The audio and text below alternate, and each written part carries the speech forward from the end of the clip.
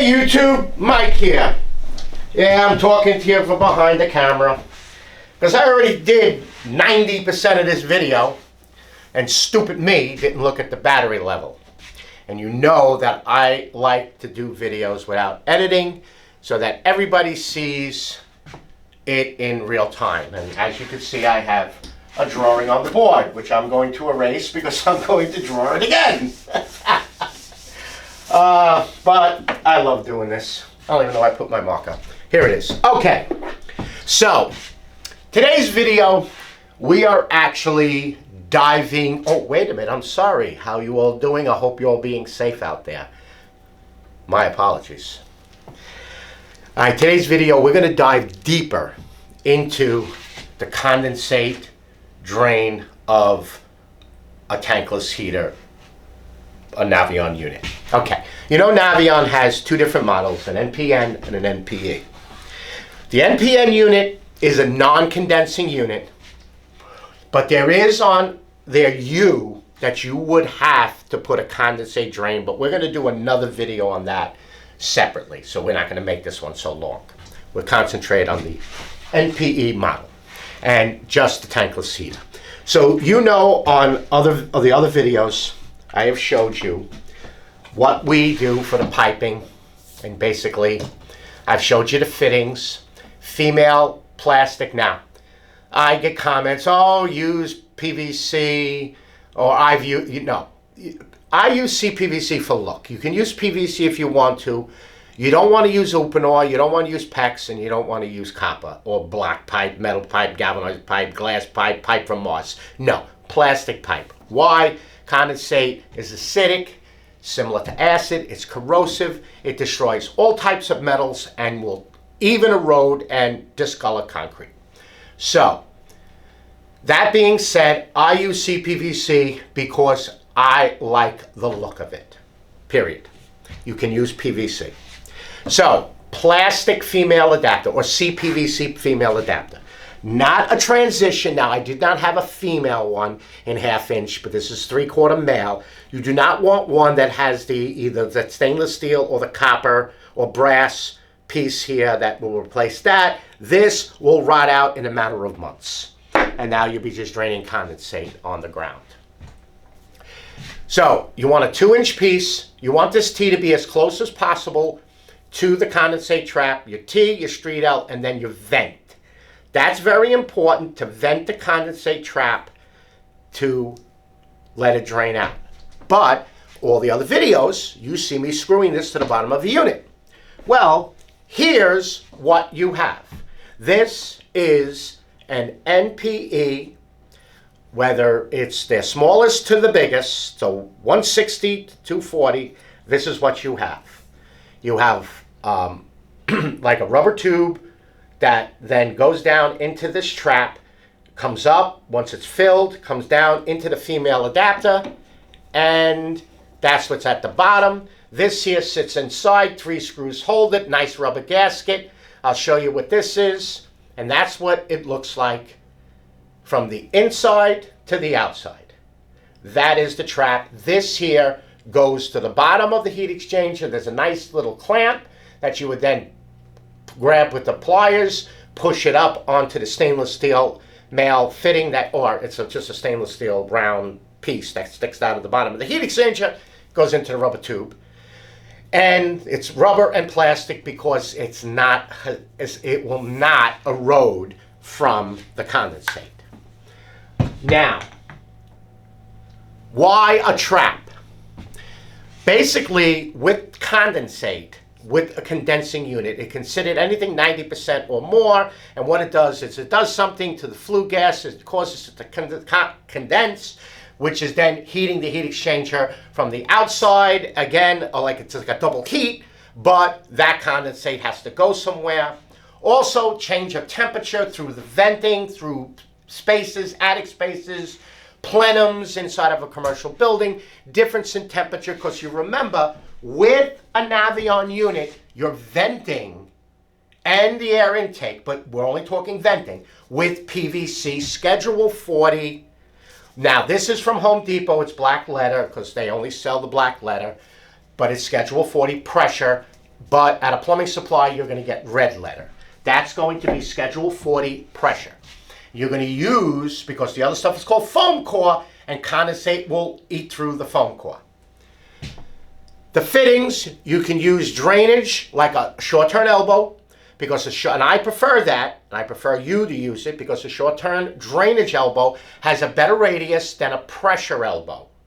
You don't need to use long-turn, it's just a waste. All right, so this is your trap. You can get it extra. It has a number of 300 249 21A. So that is your trap, and this comes in the parts kit from Navien. Oh, and this here, once you pull this little stainless steel pin, you pull this out, and you can drain and clean out the condensate trap. You can also replace this, comes in the parts, little parts thing within the unit. You have a new O-ring for the condensate. You squeeze this, you push it in, Bob's your uncle, you're back in business. All right, so so with this condensate trap, let me just go over this one. Once you're done with the install, and let me just grab this here. Once we're done with the install, and we put our little doodad on the bottom, we don't put any pipe in. What you need to do before you put the vent on, so you got the water pipes done, the gas pipe done, and you got this done, relief pipe, no vent. Take a 12-ounce bottle of water, pour it down the vent. So pour it down the vent of the NPE model. Now again, whether it's an A2 or an S2, it's the same thing. Doesn't matter if it has the pump or not. They both have this. Pour 12 ounces of water down, or until you get a little bit of dribble out of here. You want to prime the trap. And the trap, again, is used to prevent the flue gas, just like on a plumbing system, whether it's a sink, a tub, a shower, a toilet, a wash machine, they have a trap. Besides vermin and other things that the trap is used for, it prevents sewer gas from getting into the house. This is preventing the carbon monoxide from getting in. All right, and when we do the NPN model, and I show you something that you have to do to make a trap, it'll also jive, and that'll be next video.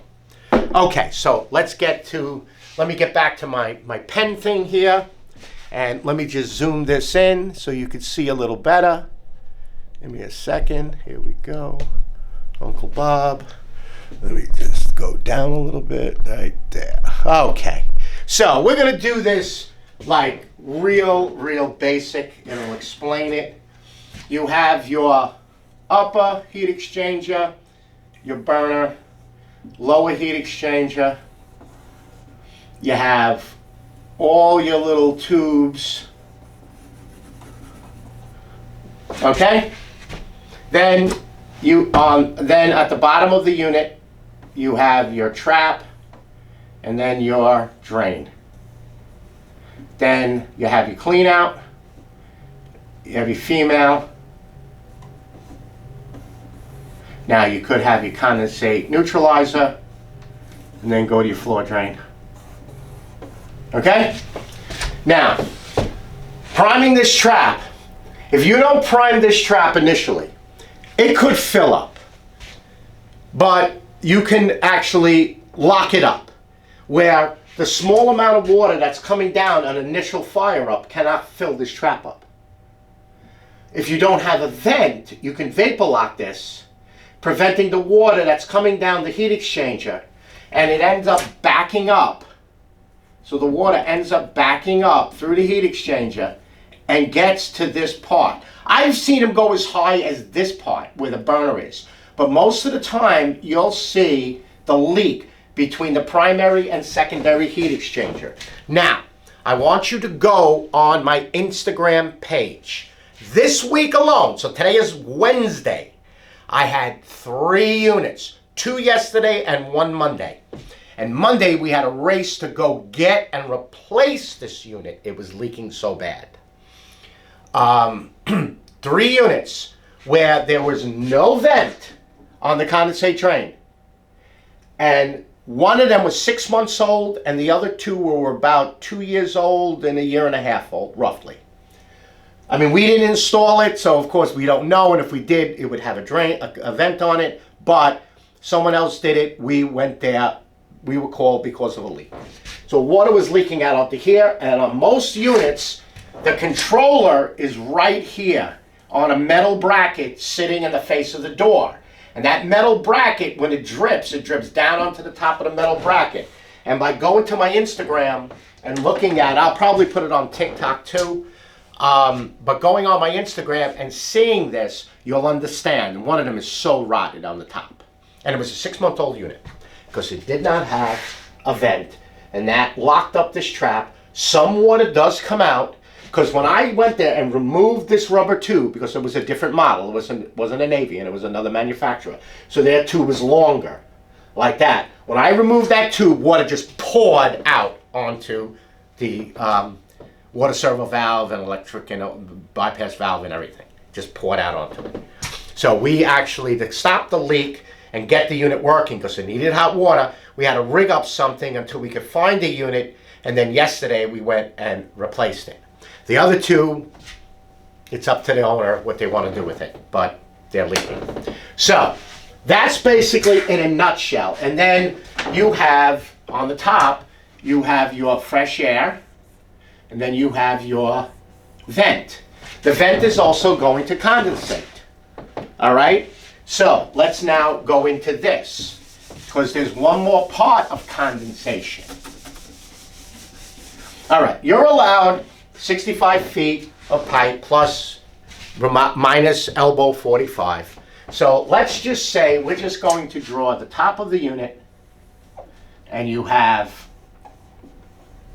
your vent safety switch, and then you have your fresh air. We're just going to make our fresh air look like that. Your vent normally goes like this, right? And it goes out the wall, 45, screen, escutcheons. Now, you want this to be pitched slight this way. Let the condensate drain out here. And then the condensate here will drain back down. But in some instances, you might have to do this.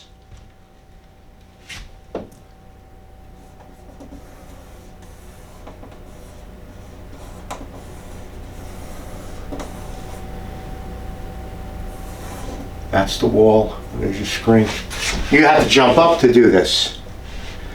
Condensate's going to build up, come here, go there. What you need to do is you need to put a drain, like so. This would end up being a T, and then reducing it down to a drain like that. But I'm going to make this just as a circle. And this I'll show you on the next video. You're going to make that trap out of a rubber tube. Fill it with water so that the water is now at this height. The water will be at this height. Like that. And that's your trap. And the water that comes out of this will fill this up. And water wants to seek its own level, come around, come down, and drain out.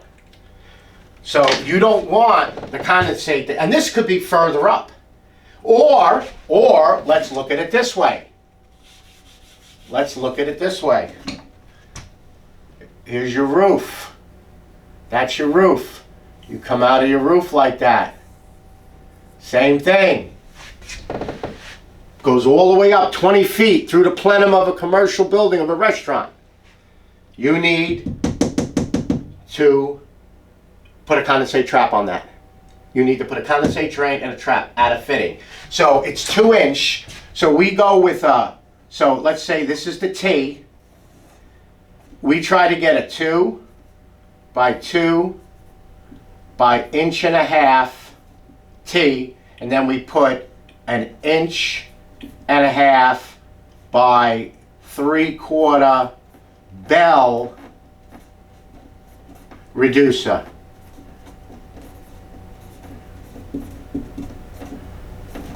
So the reducer looks like that.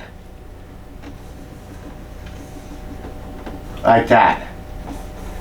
Not a bushing. you don't want to put, here's the hub, and then you don't want to put a bushing in here, because the bushing is going to trap water. You want that bell reducer. The bell reducer, the water's going to flow, down the bell reducer like this, around the bell reducer, down, and then out, and then into the trap and out. Where a bushing, water is going to accumulate around the bushing, and then it's not going to drain right. Bell reducer. It's not going to look that pretty, but it's very hard to get a what they call a 2 by 3/4 by 2, and then reduce it to, or 2 by half by 2. You can get that in a plumbing fitting, in a black fitting or a galvanized or a brass fitting, but you can't get that in a drainage fitting. So you want to put that bell reducer. You want to put that bell reducer would go like right here, like that. That's where the bell reducer would go, and then that would come down to